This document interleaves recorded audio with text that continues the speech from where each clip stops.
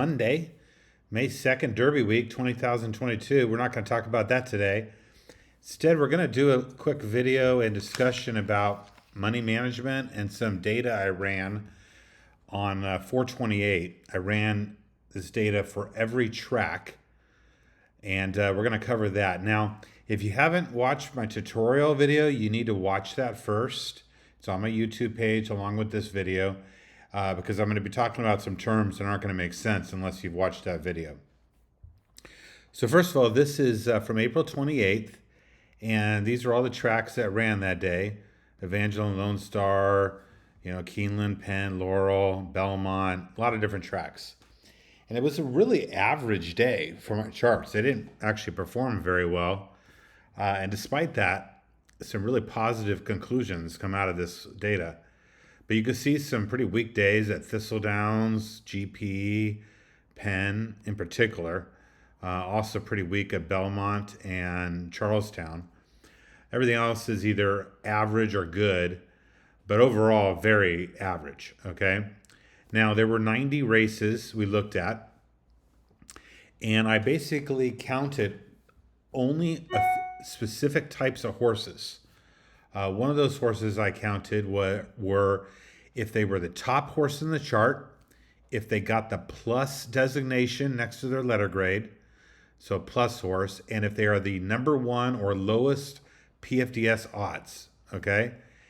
And if they got one of those three factors, they made the analysis. Additionally, I looked at any A or K horse that didn't get any of those factors.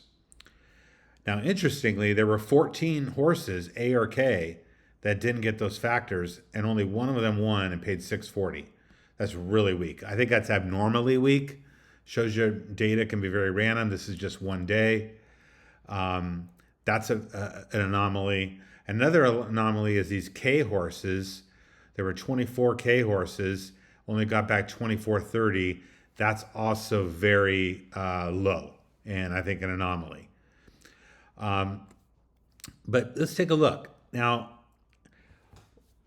first of all, I want to jump down to the bottom here. This is the bet score. Now, on my sheet in the DS column, you'll see this asterisk number asterisk. And that number goes from 0 to 5. And 5 is my most confident races, and 0 is my least confident. And this worked surprisingly well over the 90 races. Anything with a 2 or less basically lost money, and anything with a 3 or higher won money, okay? So that is supposed to work that way, and I'm so glad it did. Now, not factoring that in, if you look at the three factors, okay, plus horses, there were 85 of them and 74 without a plus. The plus, if a plus horse scratched out of the race, by the way, I didn't replace it. 85 plus horses got back 155, 74 non-plus got back 70. That's a huge differentiation. Top did poorly. Top had 90 horses, got back 118, 69 got back 107. So top, there was no differentiation. And for lowest PFDS odds, rank of 1, 90 for 145 and 69, no PFDS 1 for 80. So good differentiation there. So PFDS 1 and plus really seem to differentiate, as did the DS bet. Okay, so that's what I looked at. Now, what I didn't look at pace. I didn't look at track condition, energy. I didn't look at layoffs.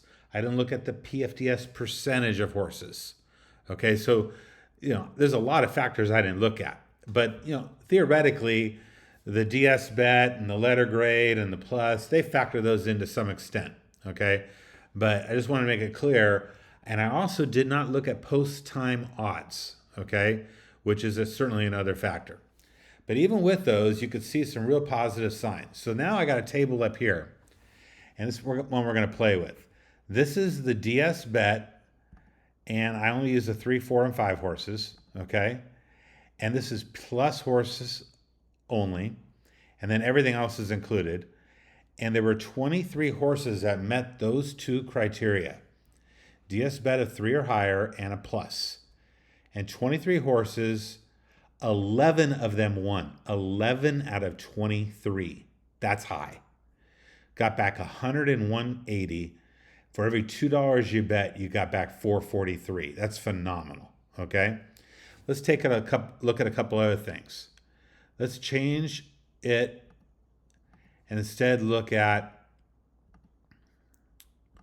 PFTS 1. Well, oh, I didn't do that right.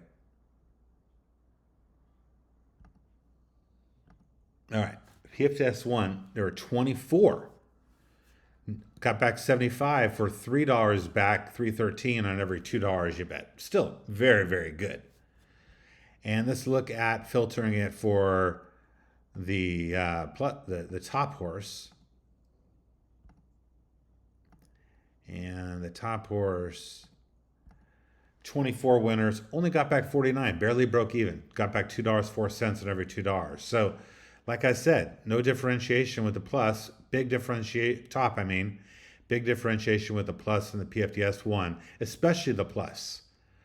Now let's look at what happens if we got the plus and the PFTS 1.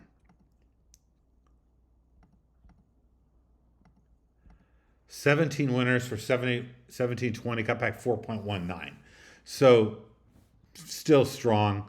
That's probably, maybe that's the best, honestly. But what you could tell here is, so basically what am I telling you? I'm saying if you can leverage these opinions more strongly than other ones, you're going to be more profitable. And so that means scaling your wagers. Either you pass on other races or you bet much smaller. And you want to bet bigger when you're betting DS bets 3 or higher and either a plus or a PFTS 1 or both. All right. The second thing I want to talk about is just sort of budgeting and money management. I strongly recommend everyone have their own personal budget. And that budget is, how much am I going to risk on a horse I really like? Maybe that's $50. Maybe that's $20. Maybe that's a couple $100. And you really shouldn't deviate from that budget. And you should be scaling down based on your confidence, okay? Based on this DS bet score, based on the factors involved, you should be scaling down, okay? And if you're betting, I recommend serial wagers like doubles over exactas. And my primary reason for that, first of all, I think the results are better, but jockeys get 10% of the purse if they win, which means they get about 6% of the purse. If they take second, they get 5% of the second place horses take, which works out to a little over 1% of the purse. That's 6 times lower, okay? 5 to 6 times lower. And if they take third or worse, they just get the mount fee. That's it. So this is one of the reasons why I really like to focus on the win betting and on doubles, and only on exactas when I really feel I got a good angle there. If you're playing longer serials, stick to that budget. If you got a $50 budget, don't go over $50 on a serial wager. You could get knocked out in one race, and so don't exceed your budget.